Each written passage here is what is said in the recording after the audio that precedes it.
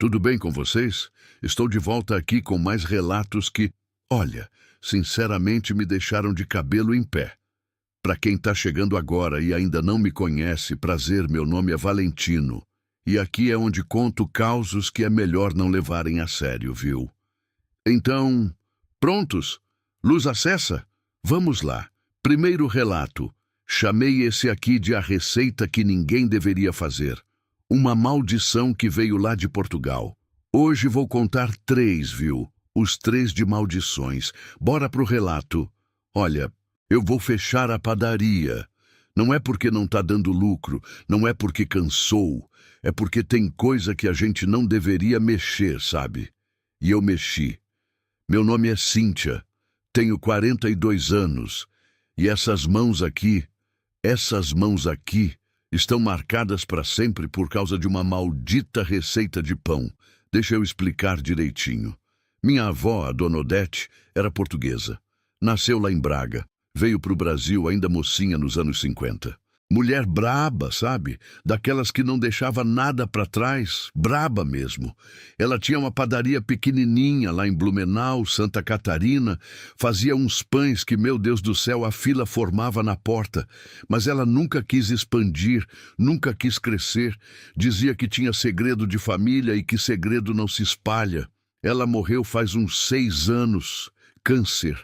Foi rápido, graças a Deus. Não sofreu muito. E aí veio a herança. Não era muita coisa, uns 30 mil reais, a casa velha que ela morava e um caderno. Um caderno encapado com tecido vermelho desbotado, todo amarelado por dentro, com letra caprichada dela, anotando receita atrás de receita. Eu sempre trabalhei em supermercado. Fui caixa por quase 20 anos. Casamento tinha acabado fazia pouco tempo, não tinha filho. Pensei, quer saber? Vou abrir uma padaria. Vou usar as receitas da avó, fazer algo meu. Peguei o dinheiro da herança, aluguei um pontinho aqui no bairro, comprei forno, batedeira, essas coisas todas. Quando abri o caderno pela primeira vez em casa, na cozinha, caiu um papelzinho de dentro. Estava escrito com a letra trêmula dela. Devia ter escrito pouco antes de morrer. O bilhete avisava para eu não fazer o pão da página 47. Dizia que eu sempre fui a neta mais teimosa e pedia, pelo amor de Deus, para não fazer aquela receita. Eu ri. Pensei que era coisa de velha supersticiosa, sabe como é? Fui direto na página 47. Era uma receita de pão português tradicional, daqueles redondos, com farinha especial, fermento natural. Tinha até umas anotações estranhas nas margens. Palavras que eu não entendia. Pareciam português antigo, mas a receita em si parecia normal. Ignorei o bilhete, guardei numa gaveta e esqueci. A padaria abriu em 2018, no comecinho do ano. Foi bem no início, viu? Pão francês, pão de queijo, bolo simples. O pessoal do bairro começou a frequentar. Tinha uma clientela pequenininha, mas fiel. Mas eu queria fazer algo diferente, sabe? Queria que o lugar fosse conhecido. Foi aí que eu lembrei do pão da página 47. Pensei, que bobagem, né? A avó devia estar com a cabeça meio ruim quando escreveu aquilo. Vou fazer esse pão, vai ser o carro-chefe da padaria. Pão português autêntico, receita de família centenária. Até fiz uma plaquinha bonitinha para colocar na vitrine. A primeira vez que eu fiz a massa foi numa terça-feira, fim do dia, lá para as 7, 8 horas da noite, quando o movimento já tinha acabado. Já tinha mandado a atendente embora, fiquei sozinha para testar a receita com calma. Segui tudo direitinho. Farinha especial que eu encomendei, fermento natural que eu mesma cultivei, água morna, sal grosso, um tantinho de açúcar mascavo. As anotações mandavam deixar a massa descansando em lugar escuro por 6 horas. Coloquei ela numa vasilha grande, cobri com um pano úmido e deixei no quartinho dos fundos onde guardo estoque. Tranquei a padaria e fui para casa. Voltei de madrugada, lá pelas 2 da manhã, para sovar a massa e deixar ela pronta para assar cedinho. Quando abri a porta do quartinho, gente, que frio que bateu! A massa tinha crescido. Mas não crescido normal, sabe? Tinha crescido tanto que tinha levantado o pano derramado da vasilha, escorrido pela mesa. Parecia que estava respirando. Eu sei que é loucura falar isso, mas juro, subia e descia devagarzinho, como se tivesse um pulmão ali dentro. Fiquei parado olhando. Pensei que tinha colocado fermento demais, sei lá. Mas não tinha. Tinha seguido a receita certinho. E tinha um cheiro. Não era cheiro de pão. Era um cheiro meio azedo, meio podre. Não era bem podre, era tipo aqueles queijos que fedem, sabe? Como se tivesse algo estragado misturado ali. Quase joguei tudo fora. Quase. Mas aí eu pensei na grana que tinha gastado na farinha especial, no tempo que levei para fazer o fermento natural. Pensei, não, vou assar. Tem queijo que vale milhões e fede a chulé. Deve ser impressão minha. Sovei aquela massa com nojo. Vou te falar, ela estava pegajosa demais, grudava nas mãos de um jeito estranho. Modelei os pães, deixei descansar mais um pouco e bem cedinho, lá para as 4:30 da manhã, assei. Quando tirei do forno, meu Deus, que coisa linda! Pães dourados, perfeitinhos, cheirando a céu. Pensei que tinha imaginado besteira. Levei para casa, comi um pedaço ainda quente com manteiga. Estava delicioso. Melhor pão que eu já tinha comido na vida. Naquele dia, coloquei os pães na vitrine. Vendi tudo em 2 horas. O pessoal elogiou demais, perguntou se ia ter mais. Fiquei orgulhosa, sabe? Achei que tinha encontrado ouro. Esperei uns dias e fiz a segunda fornada. E aí que começou. Dessa vez, quando fui buscar a massa depois das 6 horas de descanso, ela não estava só grande. Tava quente. Quente de verdade. Como se tivesse fervendo por dentro. A vasilha estava quente na mão. E o cheiro estava pior. Muito pior. Azedo que dava ânsia. Mas eu ignorei. Sovei com nojo, modelei, assei. Os pães saíram bonitos de novo. Coloquei na vitrine de manhã cedinho. Lá, para as 10 horas da manhã, uma senhora morava ao lado da padaria, que sempre comprava pão francês, levou 2 pães portugueses. Meia hora depois, ela voltou, branca que nem papel. Disse que tinha comido um pedaço do pão e tinha engasgado. Quase morreu sufocada. Nessa hora eu pensei, que eu tenho a ver com isso? Mas ela seguiu contando que, quando conseguiu cuspir, disse que tinha algo no pão. Algo que não devia estar ali. Mostrou para mim. Era um fio comprido, escuro.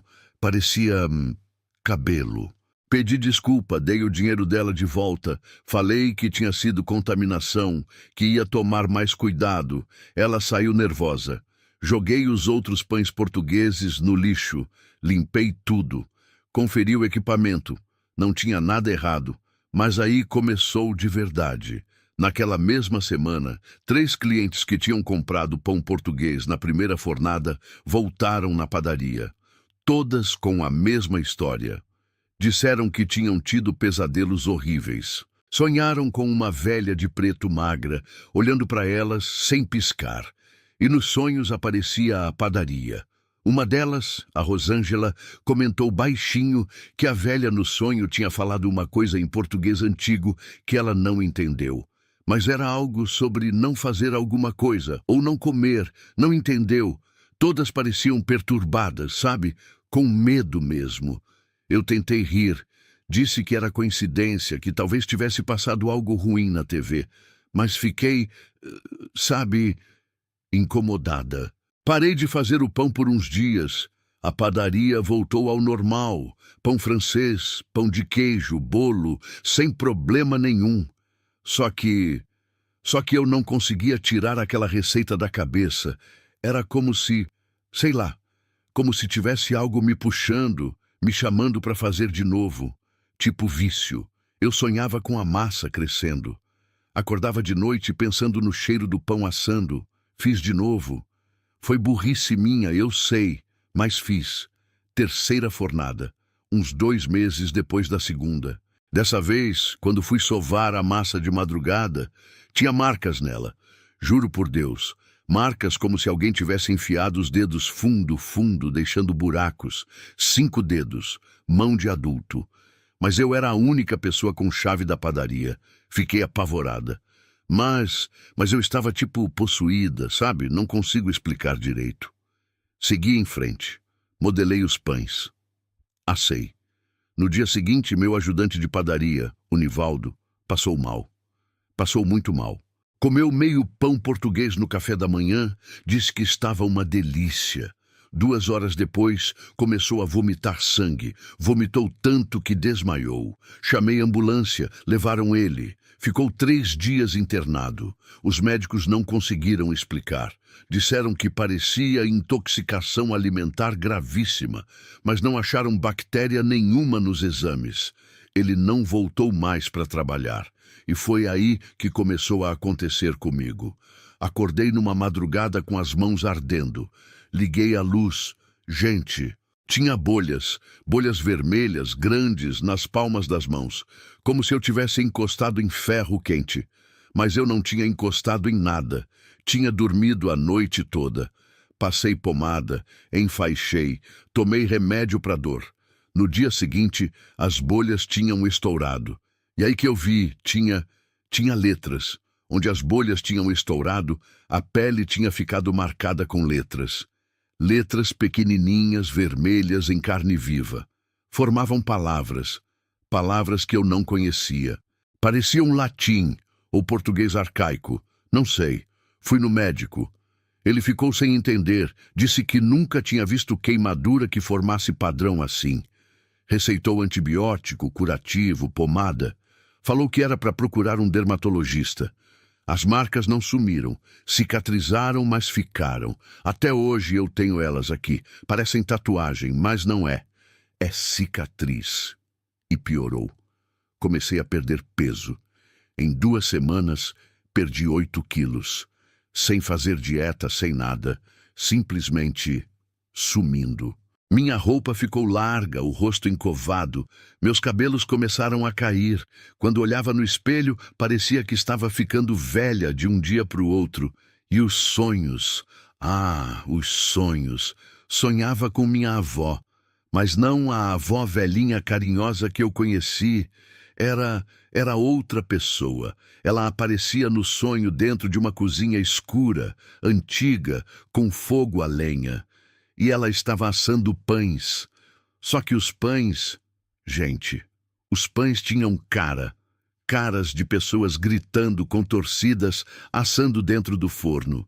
Ela olhava para mim com uma expressão de desespero, misturado com raiva, e falava coisas que eu não entendia direito quando acordava, mas que no sonho faziam todo sentido. Algo sobre eu ter libertado o que deveria ficar preso. Acordava molhada de suor, chorando. Parei de fazer o pão. Joguei a massa que estava crescendo no lixo. Limpei o forno. Limpei tudo com água sanitária. Mas não adiantou. A padaria começou a, sei lá, dar azar. O forno desregulava sozinho. Toda hora tinha que chamar técnico. A geladeira pifava. A massa de pão francês desandava sem motivo. Os bolos soleavam. Parecia que tudo o que eu tentava fazer dava errado, e eu fui ficando pior, mais magra, mais fraca. Começaram a aparecer mais feridas nas mãos, feridas que não cicatrizavam, sangravam sem parar. Eu tinha que trabalhar de luva, mas o sangue vazava. Os clientes começaram a evitar o lugar, diziam que tinha um clima ruim. Uma cliente disse que toda vez que entrava sentia tontura. Outra disse que viu uma sombra no quartinho dos fundos. Fui atrás de informação. Liguei para parentes distantes em Portugal, gente que conhecia minha avó lá de quando ela era nova. Uma prima dela, já velhinha, a dona Ermelinda, me contou uma coisa.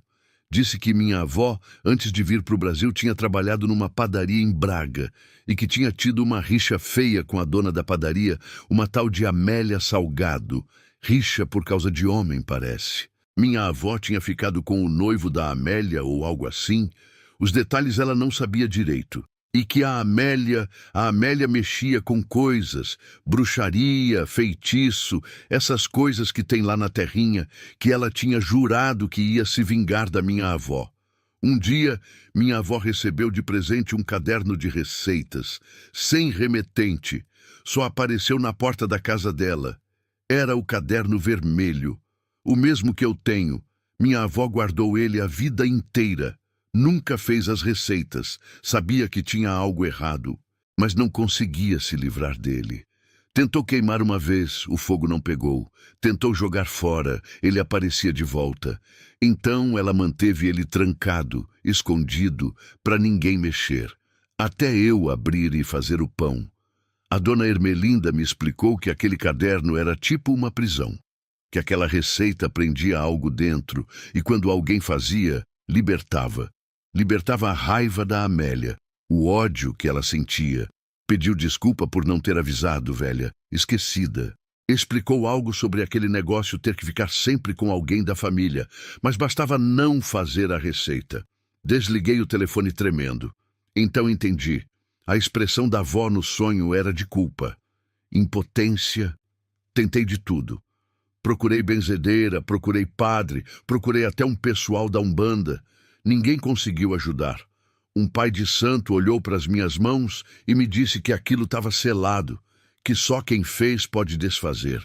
E quem fez já morreu faz tempo. Fiquei sem saída. A padaria fechou definitivamente faz uns 2 meses. Precisei voltar lá umas 2 vezes para pegar documento, para retirar umas coisas que ainda eram minhas.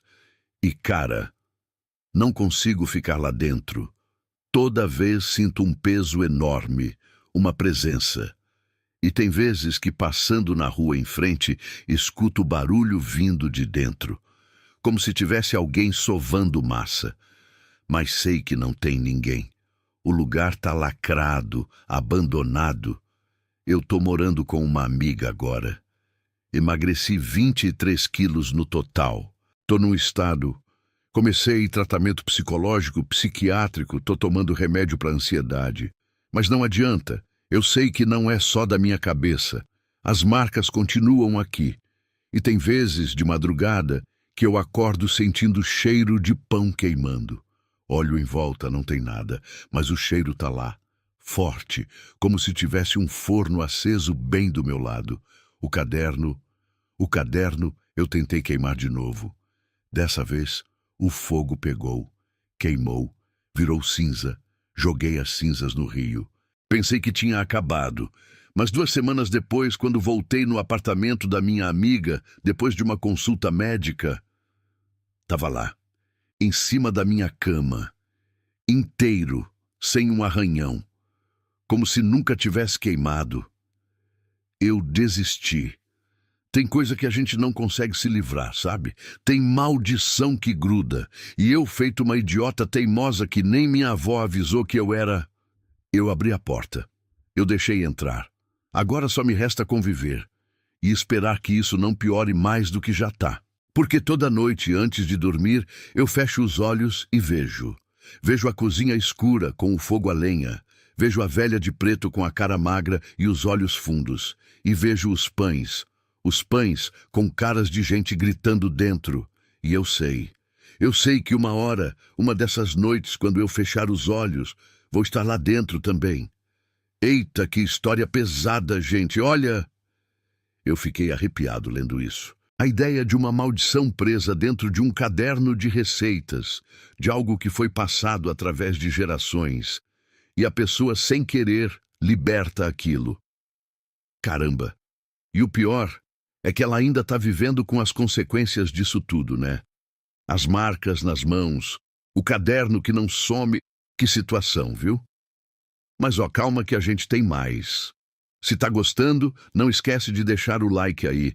Comenta o que tá achando. Manda um oi. Isso ajuda demais o canal. Ativa o sininho para não perder os próximos vídeos. Cada comentário, cada like faz diferença e me motiva a trazer mais relatos assim para vocês. Vamos pro segundo. Esse aqui eu chamei de O Sino que Dobra Sozinho. E olha, é sobre um caminhoneiro que descobre um atalho e esse atalho passa por Bom atalho, tu já sabe, né? Furada, pessoal teimoso, relato 2. Ó, vou te contar uma coisa que até hoje me deixa com o cabelo arrepiado. Meu nome... Prefiro não falar não, mas pode me chamar de Edivaldo. Sou caminhoneiro faz uns 15 anos, rodo esse Brasil todo, já vi muita coisa estranha na estrada, mas nada se compara com o que aconteceu comigo uns anos atrás, por volta de 2015, 2016. Eu estava fazendo uma rota nova, entende? Carregamento de Belo Horizonte para uma cidadezinha pequena lá para o interior de Minas, bem no fundão mesmo. Rota que eu nunca tinha feito antes. O cara que me passou o frete falou que tinha um atalho, uma estrada de terra, que cortava uns 50 quilômetros da viagem. Disse que valia a pena, que era tranquilo de passar. Peguei o atalho. Estrada de chão batido, esburacada, daquelas que sacoleja o caminhão inteiro, mas estava sussa, sem chuva, dava para ir. Fui tocando ali de tarde, sol já meio baixo, e aí que eu vi ruínas de uma igreja. Tava lá do lado esquerdo da estrada, no meio do mato. Igreja velha, colonial, sabe? Paredes de pedra, telhado todo desabado, mato crescendo em volta. Torre ainda estava de pé, mas torta, com um buraco enorme onde devia ter o sino. Achei bonito, na moral. Parei o caminhão uns segundos, olhei bem. Pensei, coisa antiga deve ter história. E segui viagem. Tava chegando perto da cidade de destino já, fim de tarde. Aquele solzinho fraco de fim de dia, quando escutei. Blém, blém, blém. Um sino dobrando, vindo de trás. Olhei pelo retrovisor. Só tinha estrada vazia, nada. Mas o som continuou. Blém, blém, blém. Pesado, lento, daquele jeito que toca em enterro. Pensei que era de alguma cidade próxima, sei lá. Som viaja longe no interior, né? Ignorei. Entreguei a carga, voltei no dia seguinte pelo mesmo caminho. Mesma estrada de terra, mesma igreja abandonada. E quando passei em frente, de tarde de novo, sol já baixando. O sino. Blém, blém, blém. Só que agora estava mais alto. Muito mais alto. Tipo assim, impossível de ignorar. Parecia que vinha de dentro do caminhão, sabe? Daquele jeito que o som te envolve todo. Olhei para a torre da igreja. Vazia. Sem sino nenhum. Só o buraco. Acelerei. Saí de lá. Mas aí começou a ficar esquisito. Toda vez que eu fazia aquela rota, e eu comecei a pegar ela direto porque pagava bem. Toda vez que eu passava na frente daquela igreja, o sino tocava. Sempre de tarde, quando o sol estava baixando. Sempre o mesmo som. Blém, blém, blém. E eu comecei a sentir uma coisa que eu não sei explicar direito. Era tipo uma vontade de parar ali, de descer do caminhão e entrar nas ruínas. Não fazia sentido nenhum, mas era uma vontade forte, sabe? Compulsão. Resisti umas 3, 4 vezes, mas a vontade foi ficando pior, pior e pior. Chegou um ponto que eu desviava a rota só para passar ali, mesmo quando não era caminho. E quando passava, o sino tocava, e a vontade de parar apertava. Até que uma noite, eu cedi. Já era final de agosto daquele ano. Eu estava voltando de uma entrega, já era umas 11 da noite, escuro que não enxergava nada. Passei na frente da igreja e... Gente, o sino começou a tocar. Só que dessa vez era diferente. Tava mais rápido, mais desesperado. Blém, blém, blém, blém, blém. E a vontade me agarrou com tudo. Parei o caminhão, desci, peguei a lanterna, entrei nas ruínas. O lugar fedia a mofo, a terra molhada, sei lá, a coisa morta. Tinha mato crescendo entre as pedras do chão, banco de igreja todo apodrecido, imagem de santo caída, quebrada. E lá no fundo, onde devia ser o altar, tinha marcas pretas na parede, como se tivesse pegado fogo ali. Mas não era fuligem comum, não. Era tipo queimado de dentro para fora, entende? E tinha mais, tinha cruz. mas cruz riscada ao contrário, sabe? Virada de cabeça para baixo, e palavras rabiscadas na madeira podre. Palavras que eu não conseguia ler direito porque estava tudo descascado, mas dava para ver que não era português normal. Era latim, talvez, ou coisa parecida. E o sino continuava. Blém, blém, blém, blém, blém. Só que agora estava dentro da minha cabeça. Não era mais som que vinha de fora, era dentro. Tipo quando você tem aquele zumbido no ouvido, só que muito, muito pior. Parecia que meu crânio ia rachar. Tampei os ouvidos com as mãos. Não adiantou nada. Comecei a cambalear. Zonzo, a vista escurecendo.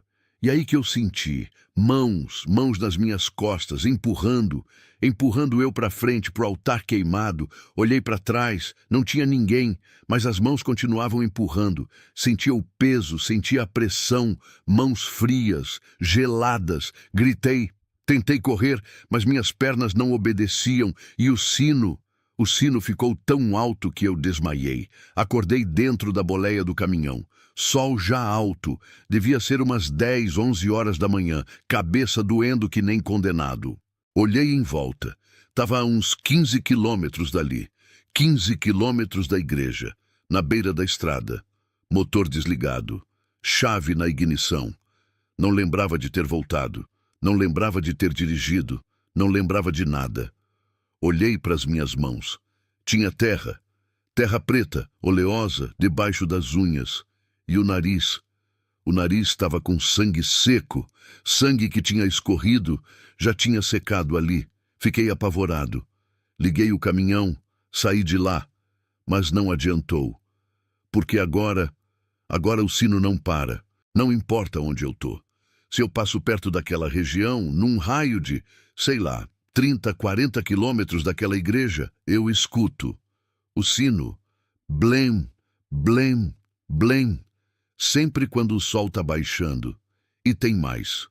Quando o sino toca, o relógio do painel para. Para no mesmo horário.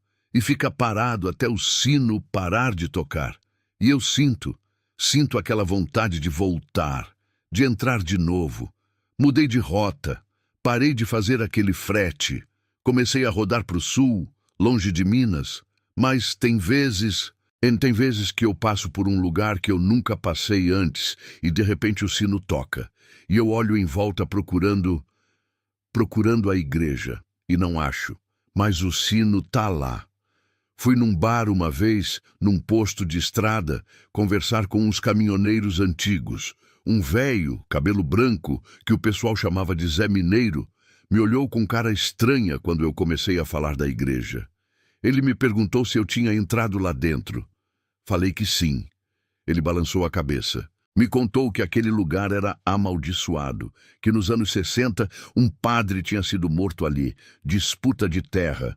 O dono da fazenda vizinha queria aquelas terras para plantar, mas a igreja não vendia. Mataram o padre, queimaram ele vivo dentro da igreja, e que antes de morrer ele rogou praga, amaldiçoou a terra, amaldiçoou todo mundo que encostasse ali, sentiu um frio, e ele continuou falando.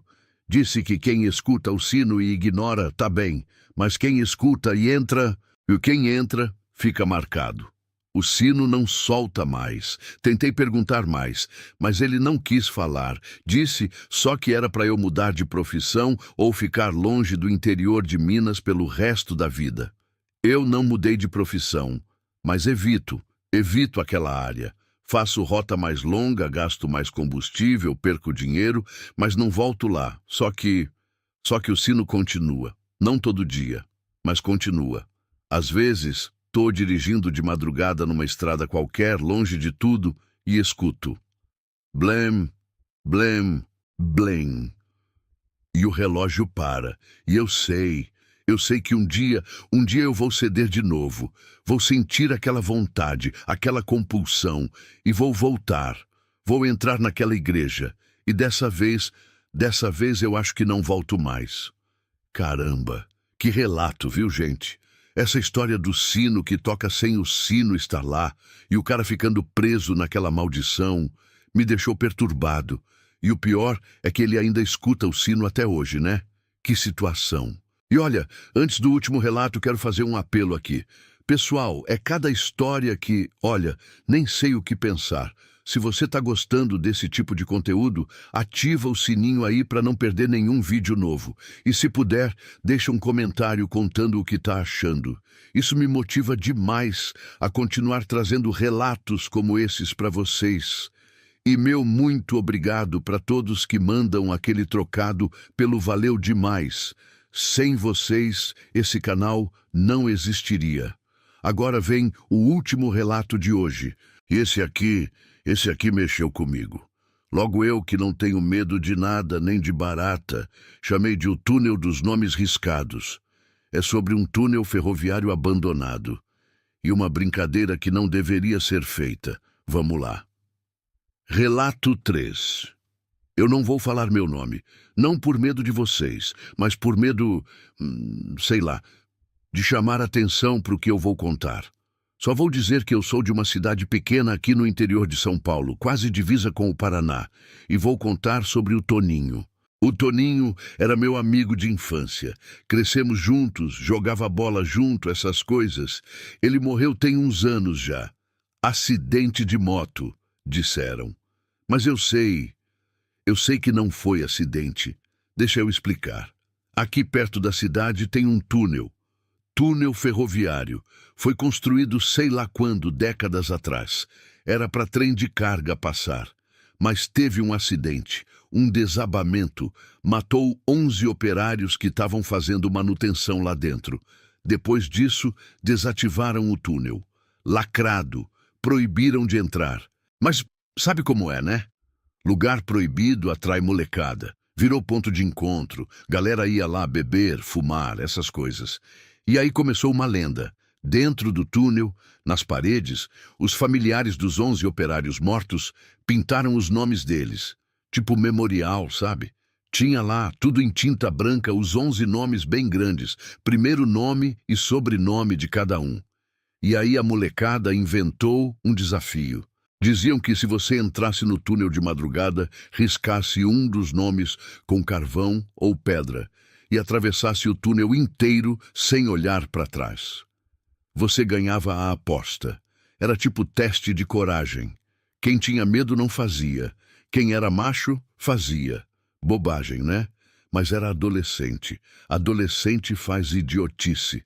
O Toninho sempre foi daqueles que não tinha medo de nada. Bebia demais, andava de moto que nem louco, arrumava briga em bar. Quando tinha 20 e poucos anos, continuava do mesmo jeito. Numa noite, teve uma festa na chácara de um conhecido nosso. Eu estava lá. O Toninho estava lá. Todo mundo bebendo, música alta, aquela zoeira toda. E aí alguém falou do túnel, do desafio. Tinha uns moleque mais novos lá se achando. Começaram a provocar o Toninho. Falaram que ele tinha medo, que era conversa de valente, mas na hora H não ia. E o Toninho estava bêbado, muito bêbado.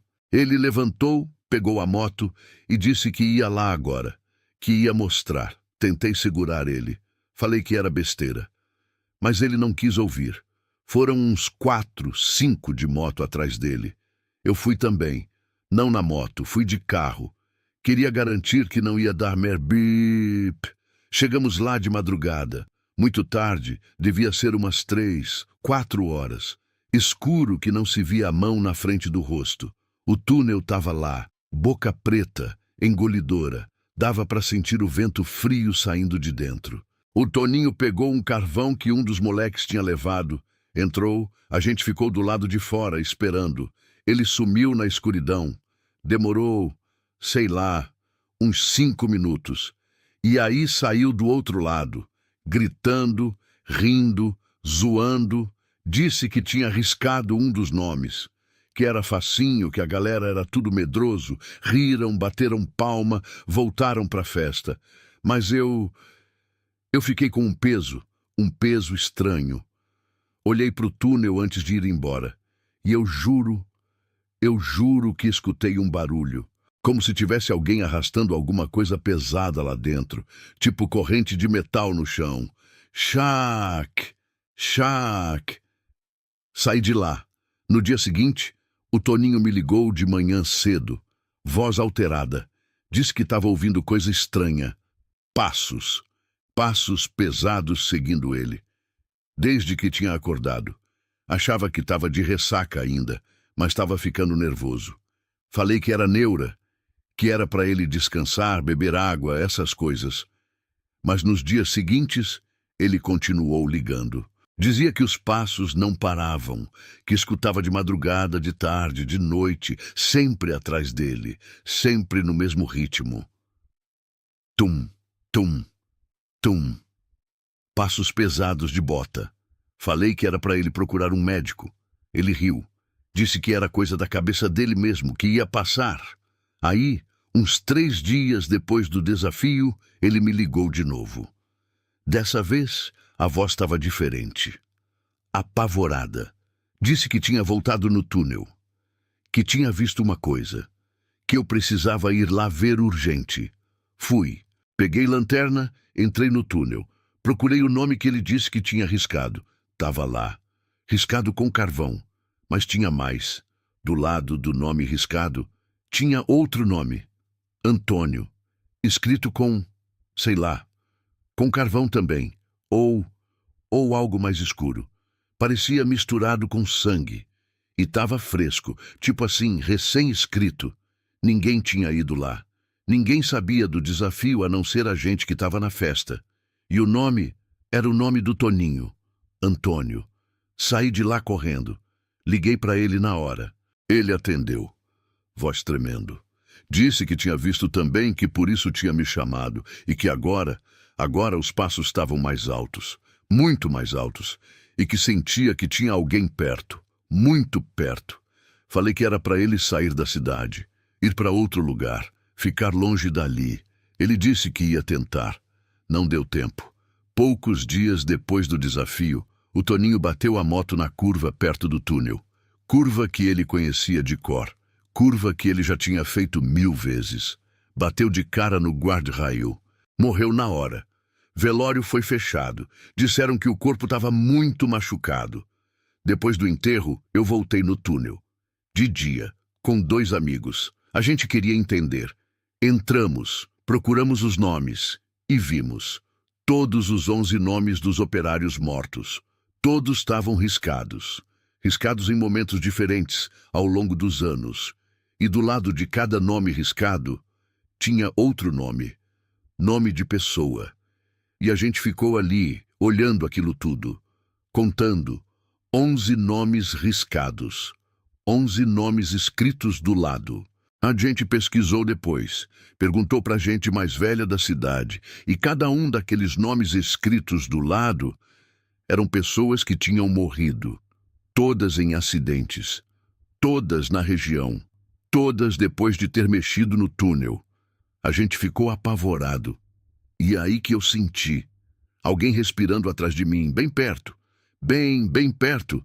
Virei, não tinha ninguém, mas senti o bafo. Bafo quente, bafo com cheiro de terra molhada e ferrugem. E escutei um sussurro rouco, uma voz que não era de homem nem de mulher, dizendo meu nome verdadeiro. Os 3 corremos que nem doido, saímos do túnel, entramos no carro, vazamos. Não voltei lá nunca mais, mas eu fico pensando no que a gente descobriu depois. O acidente que matou os 11 operários. Não foi acidente, foi sabotagem. Teve uma greve, uma briga entre os operários e a empresa. Coisa de sindicato, coisa de direito trabalhista. E uns capangas da empresa explodiram uma parte do túnel para assustar. Só que explodiu na hora errada. Na hora que os 11 estavam lá dentro, morreram soterrados. Nunca teve investigação de verdade. Nunca teve justiça. As famílias ficaram sem nada. Só com a dor. E eu acho que eles nunca descansaram. Eu acho que a raiva ficou lá, presa. E quando alguém risca o nome desrespeitando a memória, eles cobram. E cobram com a mesma moeda, tirando a vida de quem desrespeitou. O Toninho foi idiota, eu sei, mas ele não merecia morrer. E eu carrego essa culpa, porque eu estava lá. Eu vi ele entrar e não fiz nada para impedir. Hoje eu evito passar perto daquele túnel. Mudei até o caminho que eu faço para ir trabalhar.